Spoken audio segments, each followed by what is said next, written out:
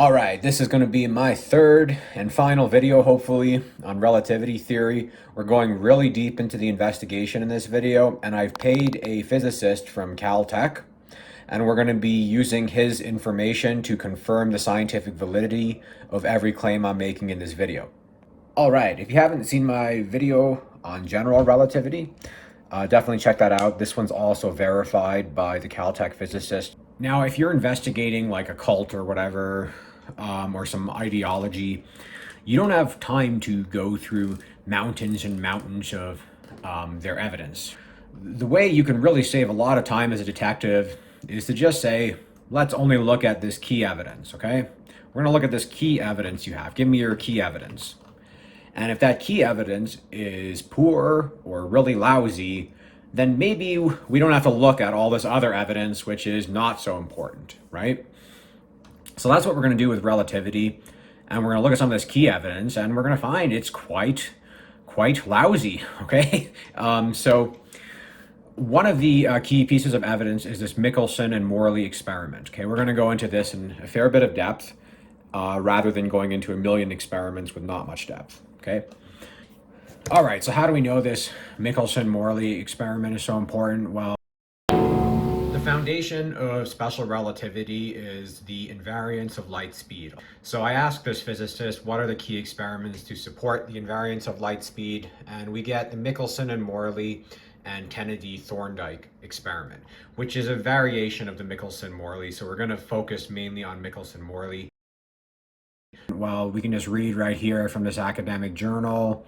Together with the Ives, Stilwell, and Kennedy-Thorndike experiments, Michelson-Morley type experiments form one of the fundamental tests of special relativity. So obviously it's of great importance. And this is from Einstein himself. While I had these ideas in my mind as a student, I came to know the strange result of the Michelson experiment. Then I came to realize intuitively that if we admit this as a fact, it must be that was the first route that led me to what we now call the principle of special relativity. Okay, so Einstein himself is saying this is important stuff. All right, so I'm going to quickly explain this Michelson-Morley experiment here. Okay, so the idea is that a wave has to travel through a medium. So for example, in water waves, you have water. Water is the medium, right? With a water wave, water is the medium. This here is sound, right? With sound waves, you have air as a medium, okay? So in outer space, there's no sound because there's no air for the sound to be the medium, right? Now we see that air and water waves obviously can't travel through outer space. However, light can. Light can move through outer space. So the Michelson-Morley experiment, the idea is, well, maybe there's some kind of medium to outer space, right? Well, you know, back in the days, people thought air was nothing, but then it turned out to be something. And then they thought space was nothing, and maybe space is actually this ether stuff, which light can travel through, right? Who knows? All right, this is an oversimplification. So the Earth is moving this way in its orbit, and then you have all this like ether junk floating in outer space, right? So the idea is you get this ether wind pushing it this way, right? Just like if this was air, pretend this is all air, then the wind would be going this way as the Earth moves that way, right? So now we're on Earth here, and our ether wind is blowing this way, right? So what we do is we take a laser gun here and a laser gun here. One runs perpendicular, one runs parallel to the ether wind. And the one that's shooting perpendicular, it shouldn't be affected. Like the time it takes to hit the sensor should be the same as normal, right? And the one that's going against the ether wind, it should be going slower because this wind is pushing back against it. I think that's more or less the logic to it. And what they find is that whatever direction you're in, the laser takes the same time to travel the same distance on Earth. All right, so the idea of special relativity is these 2 points, and point 1 leads to point 2. So really it all comes down to this thing here. Light speed is invariant for all observers regardless of their velocity. Now, first, we're going to look at this Michelson-Morley experiment, and the conclusion that we're getting from it is that there is no ether. This does not make sense based on the experiment. There's 2 fatal flaws. Ether could simply be stationary or attached to the Earth. That's what I mean by stationary. So, for example, air moves with the Earth, and this is why a sound wave travels the same speed in any direction. The second fatal flaw is that the experiment was done in air or air plus ether. It's done in a basement which was not a vacuum. So we're not even measuring ether, quite likely, or we're measuring a combination of. All right, so now we're going to get to this Kennedy-Thorndike variation, which is, again, a variation of Michelson-Morley, very similar experiment. But they did some small changes, okay? So they did do this one in a vacuum. So that's good because we're not measuring just air here, right? They shortened one arm on Michelson-Morley. So in the original Michelson-Morley experiment, both lasers traveled like the same distance. And in this experiment, one laser is traveling a different distance than the other. And they did this one on a fixed table, whereas Michelson-Morley was done on a rotating table. So is this experiment any good? Can we justify this conclusion that light speed is invariant based on this experiment? Well, no, we have several fatal flaws which would not let us get to that conclusion. Now, there's three really clear flaws with this experiment here, okay? The first one is that ether could move with the Earth. We're presupposing that the conclusion here from Michelson-Morley 1 is true and that there's no ether when this experiment didn't prove there's no ether. Another flaw is that the walls of the vacuum chamber could simply push the ether. Just like if you're on a rocket and it speeds up or slows down, everything that's on that rocket speeds up or slows down. So I would assume actually that this is true, especially if you can't see through the wall. If I have a steel wall, light doesn't go through that wall, so it makes some sense that it likely blocks ether as well. All right, so I definitely think you cannot come to this conclusion based on the Kennedy-Thorndike experiment, and you definitely can't come to this conclusion based on the Michelson-Morley experiment. So this idea of light speed being invariant has some pretty darn weak experimental evidence supporting it. All right, so now we're going to start going into these magic experiments. I talked about some of them in my last videos, and some of them had some mistakes. These ones were all confirmed by the Caltech physicist. I have all the concepts correct here, okay? So what we're going to do is we're going to fly this rocket at extremely high speed, okay? So this thing is going super fast, let's say one third the speed of light. I don't think you can make a rocket go anywhere close to that fast, but we don't even have to. We can actually use existing rockets that we have now and even do this experiment. So all we do is we make this tunnel. Okay, this tunnel is 100 meters long, and this rocket is exactly 100 meters long. At the end of the tunnel, I have a laser gun here and a laser gun here. Okay, now from the perspective of a stationary observer, this is what relativity is claiming. So we're the stationary observer here. I have my camera and I'm filming this. What's going to happen is this rocket is going to contract in length. Okay, this is the first property of special relativity, length contraction. Actually, it might be the third, I don't know, whatever, doesn't matter. So this rocket will get shorter. It goes from 100 meters to, let's say, 98 meters. Okay, at that speed, maybe that's what it is. I'm not too sure. You could do the calculations, or if you want me to, I can do the calculations too. They're not that hard, okay? So this rocket is now 98 meters long from the stationary observer. When it flies through this tunnel, it's going to break this first laser beam, right? So this first laser beam is going to get broken. When it reaches the end of the tunnel, this first laser beam is going to come back online, and it's going to break the second laser beam. And then it's going to exit the tunnel, right? So this rocket, because it's too short to fit through the tunnel, it's going to break the first laser beam. It's going to get up to here. The laser beam is going to come back on, and then it's going to break the second laser beam, and it's going to exit the tunnel. So at no point during this experiment will both laser beams be broken simultaneously. Only one laser beam will be broken at a time.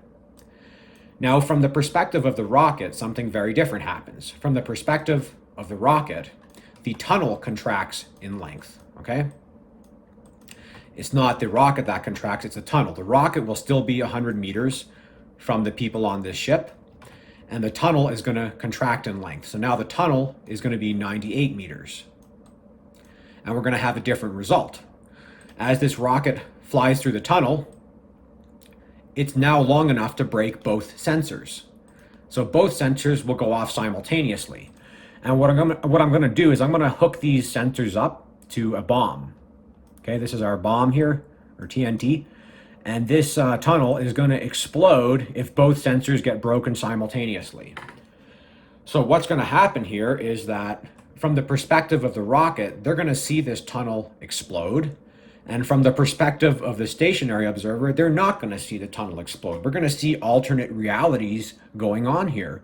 Absolutely magical, right? Magic proven, end of story, relativity's true. Do that experiment, right? Now, in relativity theory, like what these people see is not an optical illusion, okay? That's important to know. When you see time dilation, when you see length contraction, the objects are actually contracting. The mass is actually increasing. The time is actually slowing down. It's not just your watch. Like, it's not an optical illusion where you just see time slowing down from your point of view. The actual reality is different. There's alternate realities taking place. Okay, experiment 2 is we're going to fly this rocket into a huge block of ice or something, some fragile material at a very high speed. And we're going to film it from the rocket, and we're going to film it from a stationary perspective. And we're also going to demonstrate alternate reality here, okay? Now, the second postulate of special relativity is that as an object flies really fast, its mass increases from the stationary perspective, but not from the perspective of the person on the rocket, okay? Not from the moving perspective. So this stationary observer, he's going to see the mass of this rocket as being like this number, whereas the observer on the rocket is going to see the mass as being like this number, okay? Now let's say the ice weighs something similar, right? Now the same thing is going to happen with this block of ice. So let's say the block of ice weighs this much from the stationary observer's perspective. From the rocket's perspective, the ice is moving towards it at a very high speed, and its mass will increase. The rocket's mass will remain this, and the ice's mass will be this, okay? So this creates a very big problem. From the stationary point of view, he's going to see this ice explode very, very violently, okay? Because this rocket has an increased mass. The increased mass will cause it to explode more violently than if it had been just 100 million tons, right? Now, from the rocket's point of view, the rocket is lighter than how the stationary observer would see it, and the ice is heavier. So when this rocket hits the ice weighs more, the rocket weighs less, the explosion will be much less violent, right? Because there's a very big difference in mass. So why don't we just do an experiment like this, right? Maybe you can find some really fragile material, and like with things like ice, even like a small change in mass can really affect the fracture pattern. There's probably other materials that are much more fragile than ice. So why don't we do something like that, right? That is a clear demonstration of magic, and yet there's no experiments to demonstrate this. All right, so here is a third experiment. This one is also not done and pretty obvious. I don't know why they don't do these experiments. This one is absolutely feasible, okay? So what you do is you take two satellites and you orbit them around the Earth in opposite directions, okay? And each time you orbit, you're accumulating some time dilation. The longer you do it for and the faster these rockets move, the more time dilation you're going to accumulate. And we can do this for like, say, 1 year. We're going to do it for a year, okay? We could do it even longer if we want more time dilation, but we don't need a whole lot to actually conduct the following experiment. So what we're going to do is, as these rockets pass each other 1 year later, we're going to run two quick experiments here, okay? Now, according to relativity, both rockets should see the other one's clock as running slower. So if my clock says noon, and we're on this rocket here, right? When we look onto this rocket due to time dilation, which is the next magical concept of relativity, as an object moves quickly relative to another object, time slows down, okay? So we're on this rocket, we look onto the other rocket, we see their clock, we're going to see it as running slow. Maybe it'll say 11 o'clock. And the weird thing is, from their perspective, they'll see the same thing. So if we were standing on this rocket instead, we'd see this clock as 11 and we'd see our clock as 12. So what I'm saying is, all you got to do to prove this is pretty easy. As these two satellites fly by each other, they line up perfectly. We use lasers to make sure they're lined up perfectly. And we just film both satellites. We film from the window of this satellite. We look through the window here, and we film this clock, right? And from this satellite, we also film this same clock, right? And while these satellites are lined up, we're going to demonstrate that both satellites see each other's clocks as slower, right? This guy's also going to film our clock too. We do dual filming, right?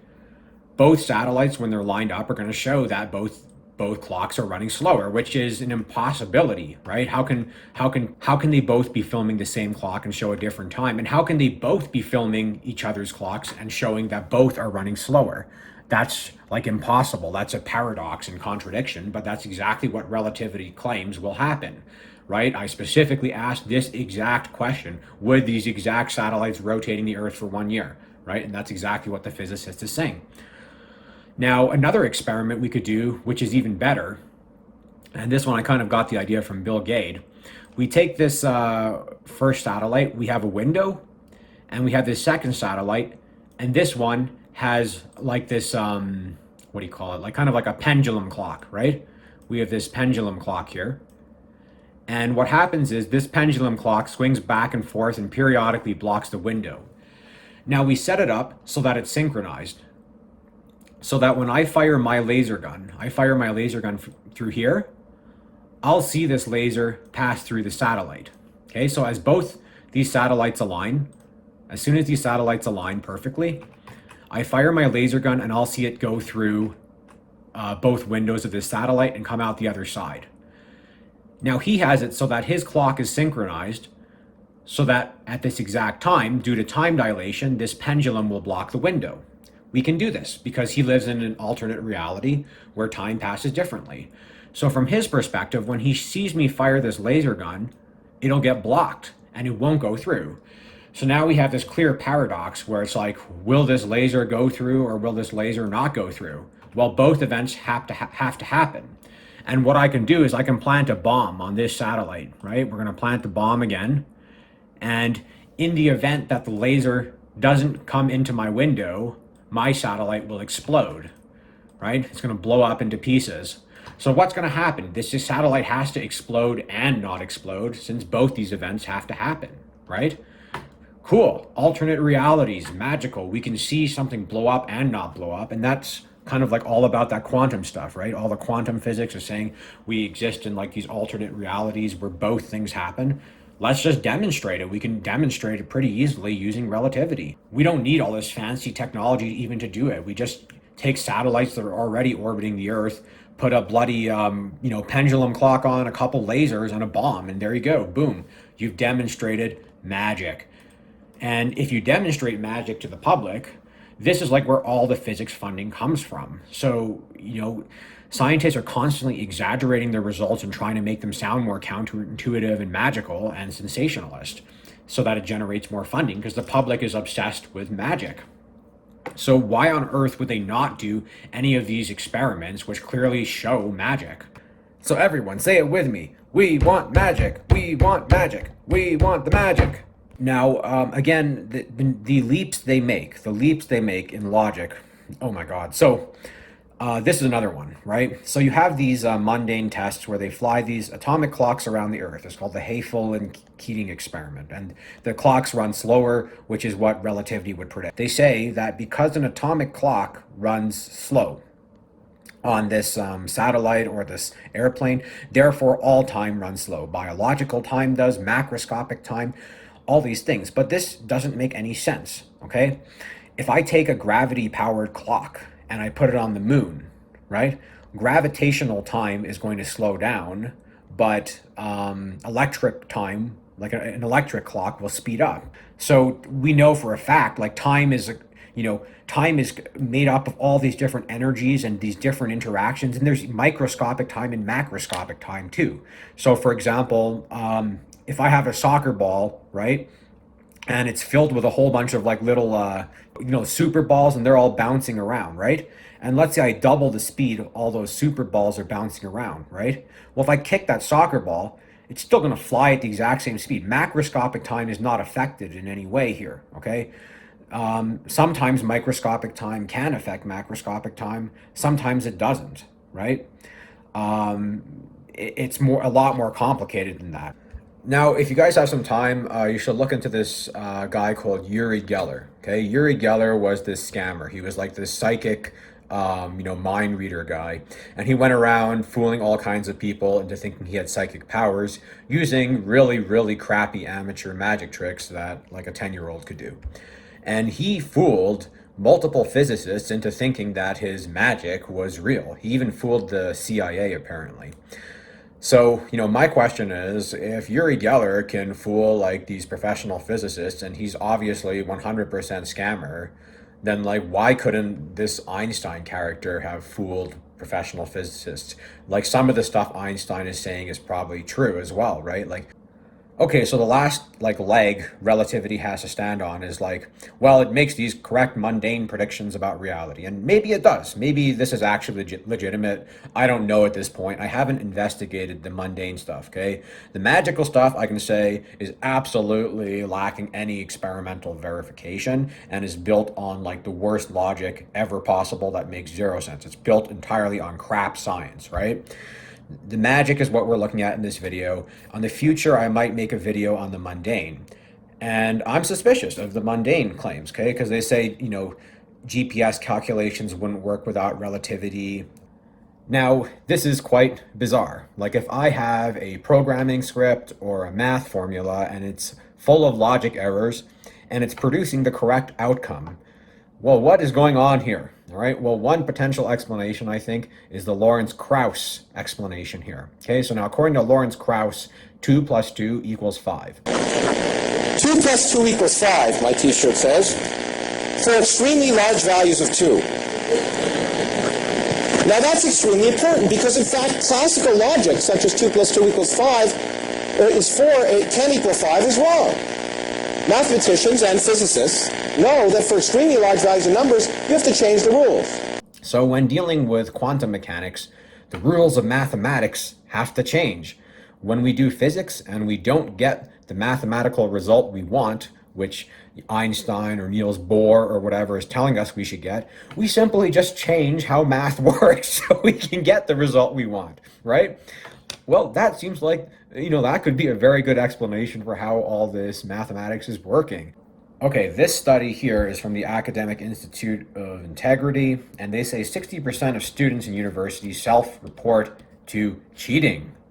Well, these are your future professors. If your students are all cheating, right, well, then your future faculty are probably not going to have very good conduct. Now, this is some video footage from Sabine Hossenfelder. She's an ex-physicist, and let's see what she has to say about physics. What happened instead is that everyone who works on this just repeats arguments that they all know to be wrong to keep the money coming. Because let's be real, these people sit on cozy tax-paid positions with no other task than producing useless papers that no one understands and therefore no one dares criticize. It's exactly the same crap as with string theory and supersymmetry and inflation and dark sectors and many other research bubbles in the foundations of physics. It's mathematical fiction. It's nothing to do with reality anymore. I don't understand why people get paid for doing this. All right, hopefully that's enough relativity for a long time. If you guys want me to investigate the mundane claims, then maybe I can, but it's costing me a lot of time and money. So if you can find me like a physicist who will just talk to me for free, give me all the information I want, then sure, I'll do the investigation, but I don't want to spend like $1 million and all this time to do something that's going to get like 2 views anyways from like, to me, I'm like, it's worth it if just one person is like convinced or something, right? Okay, cool. And finally, I'm just going to post this email we had with the physicist from Caltech so you can see exactly what he said and which claims in this video are supported and which claims are not.